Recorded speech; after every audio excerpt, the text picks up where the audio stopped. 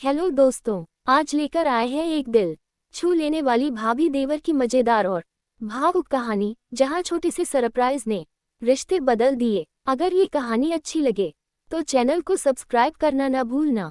Like करो और comment में बताओ आपका फेवरेट पार्ट कौन सा था। बेल आइकन दबाओ ताकि हर नई कहानी का नोटिफिकेशन मिले और शेयर करके दोस्तों तक पहुंचाओ। चलो शुरू करते हैं। एक छोटे से गांव में रहने वाली भाभी रानी अपने देवर राहुल के साथ घर पर अकेली थी। पति शहर गया हुआ था और रात हो चुकी थी।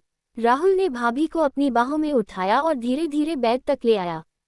भाभी ने विरोध किया, राहुल ये क्या कर रहे हो, कहीं ऐसा मत करना, मैं तुम्हारी भाभी हूँ। लेकिन राहुल ने कहा, भाभी बस थोड़ी देर के लिए, आपकी तबीयत ठीक नहीं लग रही।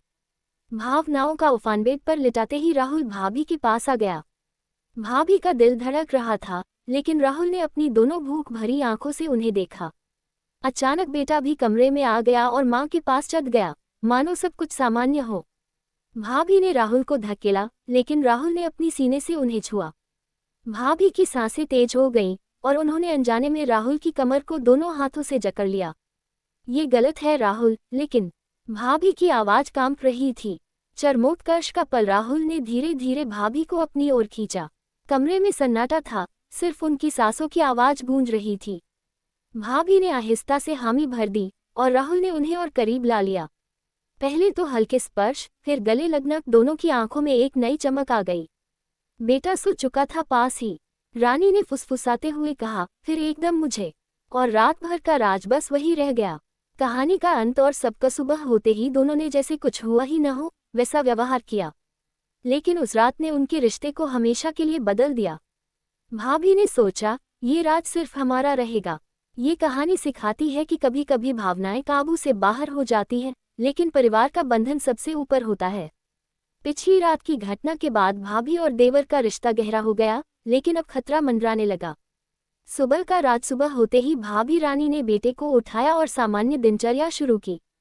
देवर राहुल चुपचाप नाश्ता करने लगा, लेकिन उसकी नजरें भाभी पर टिकी रहीं।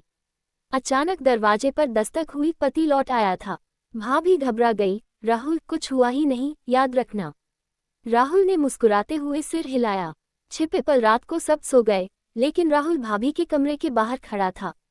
भाभी ने दरवाजा खोला और फुसफुसाई, पागल हो क्या, अंदर आओ मत।